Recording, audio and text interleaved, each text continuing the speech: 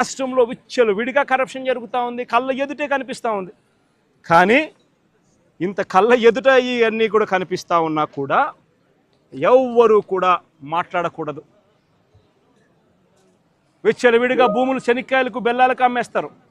ఇలా కావలసిన వాళ్ళకు, వీళ్ళకి నచ్చినోడు ఎవడన్నా ఉన్నాడంటే 99 పైసలకు భూములు ఇస్తారు. వీళ్ళకి నచ్చినోడు ఎవడన్నా ఉన్నాడు అని అంటే ఏకంగా 30 ఏళ్ళ కాంట్రాక్టు, 40 ఏళ్ళ కాంట్రాక్టు, రూపాయిన్నర ఇస్తే చాలంటారు. విచ్చలవిడిగా భూములు శనిక్కాయలకు బెల్లాలకు అమ్మేస్తూ ఉన్నారు. 4 రూపాయల 60 పైసలకు పీపీఎల్ చేసుకుంటా ఉన్నారు. 2 రూపాయల 49 పైసలకు మేము ఆ రోజుల్లో పీపీఎల్ చేసుకుంటే నానా యాగి చేసిన ఇదే పెద్ద మనుషులు. అంత విచ్చలవిడిగా కరప్షన్ ఒక వైపున జరుగుతూ ఉంది. మరోవైపున సూపర్ 6, సూపర్ 7లు గాలికి ఎగిరిపోయాయి. ప్రతిదీ కూడా మోసమని తేలిపోయింది. వ్యవస్థలన్నీ కూడా పూర్తిగా నీరుగారిపోయిన పరిస్థితులు కనిపిస్తూ ఉన్నాయి. ఏ మనిషి కూడా సంతోషంగా లేని పరిస్థితుల్లో చంద్రబాబు ప్రభుత్వంలో కనిపిస్తూ ఉంటే ఈ మనుషుల తరపున, ఈ ప్రజల తరపున ఏ గొంతు వినపడకూడదు అని చెప్పి ఏకంగా ఈ పెద్ద మనిషి పిన్నెల్లి రామకృష్ణారెడ్డిని జైల్లో పడేసినాడు. ఈయన 4 సార్లు ఎమ్మెల్యే. దళిత మాజీ ఎంపీ నందిగాం సురేష్ను 190 రోజులు జైల్లో పెట్టినాడు. ఈయన దళిత మాజీ ఎంపీ. మాజీ మంత్రి జోగి రమేష్ కొడుకును రాజీవ్ అనేవాడిని ఆయనను జైల్లో పెట్టినాడు కేసులు పెట్టి. వల్లభనేని వంశీని ఒక కేసు అయిపోయిన తర్వాత మరో ఒక కేసు చిత్రహింసలు పెడుతూ జైల్లో పెట్టారు ఈ పెద్ద మనిషి. ఎంపీ మిథున్ రెడ్డిని కేవలం పెద్దిరెడ్డి రామచంద్రారెడ్డి చంద్రబాబు నాయుడును ఆయన కాలేజీ టైంలో ఈయన ఇద్దరు కాలేజీలలో స్టూడెంట్గా ఉన్నప్పుడు ఇద్దరు కలిసి చదువుకున్నారని, ఆ కలిసి చదువుకున్నప్పుడు పెద్దిరెడ్డి రామచంద్రారెడ్డి చంద్రబాబు నాయుడు చెప్పుతో కొట్టినాడు అని చెప్పి. అంతే.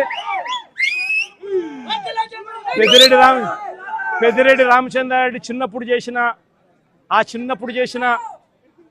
చిన్న గొడవ చంద్రబాబు నాయుడు మనసులో ఎంతగా నాటుకొని పోయింది అంటే ఏకంగా పెద్దిరెడ్డి రామచంద్రారెడ్డి కొడుకును ఎట్ట తిరిగి జైల్లో పెట్టాలా, పెద్దిరెడ్డి రామచంద్రారెడ్డికి మనక్షోభ కలిగించాలా అని ఎంత సేడిస్టిక్గా ఆయన వ్యవహరిస్తూ ఉన్నాడు అని చెప్పడానికి ఇదొక నిదర్శనం. కాలేజీ టైంలలో గొడవలు జరుగుతూ ఉంటాయి, కొట్టుకుంటూ ఉంటారు. పిల్లోళ్ళన్నా కొట్టుకోకుండా ఉంటారా? పిల్లోళ్ళు అన్నప్పుడు చంద్రబాబు నాయుడు ఉడుకు రక్తంలో ఉంటాడు, మా పెద్దిరెడ్డి రామచంద్రారెడ్డి అన్న ఉడుకు రక్తంలోనే ఉండింటాడు. తపానాలు పీకింటాడు. ఏం తప్పేముంది? ఆ టైంలో జరిగింటాయి. ఆ జరిగిందాన్ని గుర్తుపెట్టుకొని సేడిజంగా ఇన్ని సంవత్సరాల తర్వాత కూడా ఆయన కొడుకును కూడా జైల్లో పెట్టించాలని చెప్పి ఇంతగా తాపత్రయపడతా ఉన్నాడంటే చంద్రబాబు నాయుడు, ఈయన మనిషిలోని విషం, ఈ మనిషిలోని రాక్షసత్వం ఎంతగా ఉంది అని చెప్పడానికి ఇదొక నిదర్శనం. మరొకరు చెవిరెడ్డి భాస్కర్ రెడ్డి. పాపం చెవిరెడ్డి భాస్కర్ రెడ్డి ఏం తప్పు చేసినాడో నాకైతే తెలియదు. కేవలం ఆయన చంద్రగిరి కాన్స్టిట్యున్సీకి ఎమ్మెల్యే కావడం. ఇదే చంద్రగిరి కాన్స్టిట్యున్సీ చంద్రబాబు నాయుడు సొంత కాన్స్టిట్యున్సీ.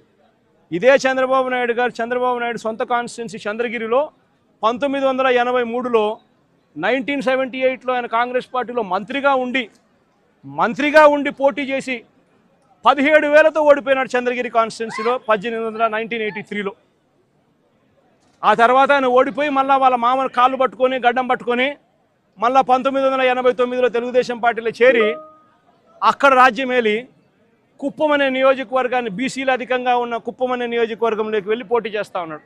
ఈ చంద్రగిరి నియోజకవర్గం ఆయన చేతుల్లో నుంచి వెళ్ళిపోయింది అని, ఈ చంద్రగిరి అనే నియోజకవర్గం ఆయన సొంత ఊరుంది కాబట్టి అక్కడ ప్రజలు చంద్రబాబు నాయుడు ఓడించినారు అని బాధ తట్టుకోలేక భాస్కర్ను వేధించి జైల్లో పెట్టించే కార్యక్రమాలు చేస్తూ ఉన్నాడు.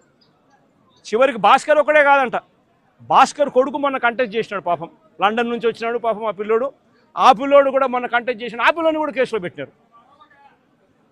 ఇదే పెద్ద మనిషి చంద్రబాబు నాయుడు కొడాలి నానిని,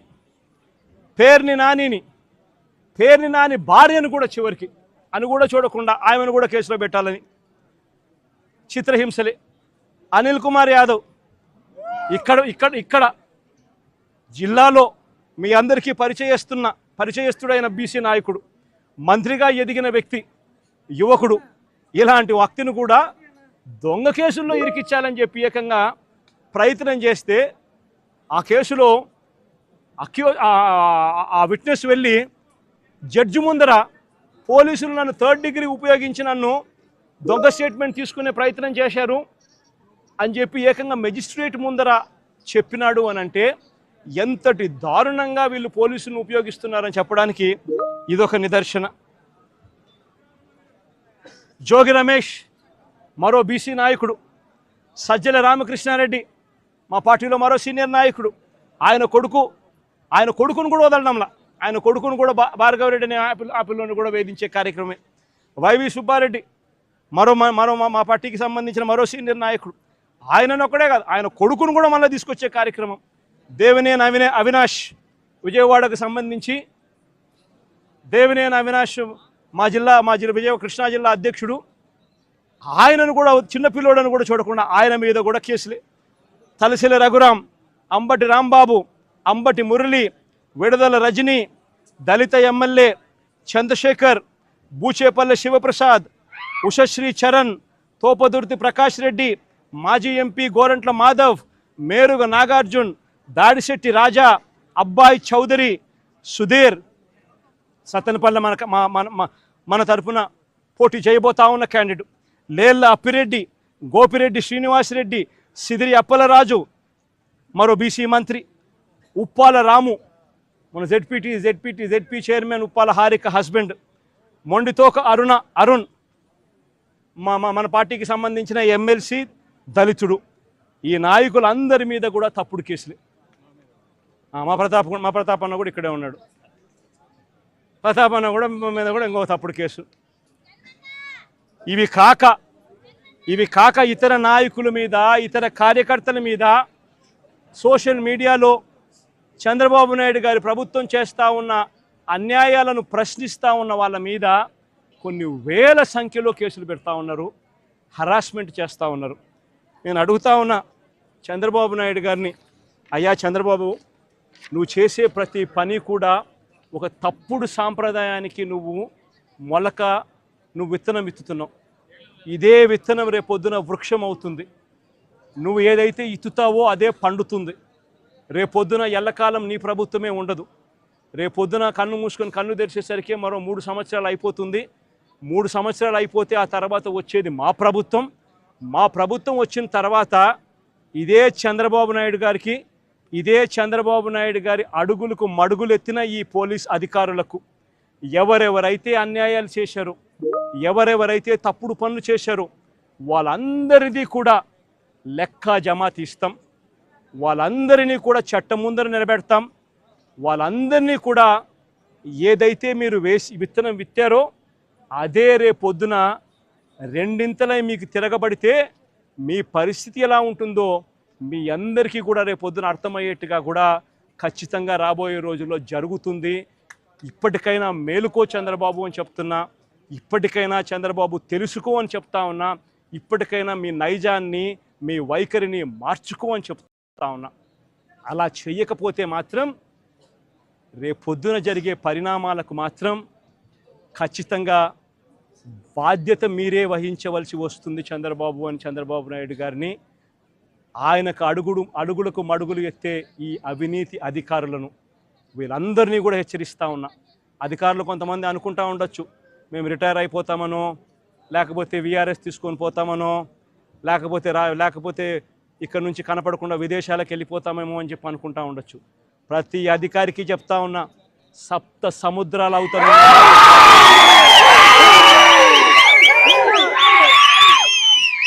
7 సముద్రాలు అవుతానున్నా చెప్తా ఉన్నా.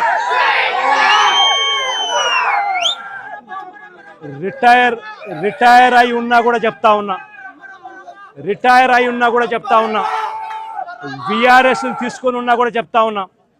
ప్రతి ఒక్కరిని పిలిపిస్తాం. ప్రతి ఒక్కరిని కూడా పిలిపించి మీరు చేసిన ప్రతి పని కూడా చట్టం ముందర నిలబెట్టి మీ అందరికీ కూడా ఖచ్చితంగా శిక్ష పడేలా ఖచ్చితంగా అడుగులు పడతాయని మాత్రం ప్రతి ఒక్కరిని హెచ్చరిస్తా ఉన్నా.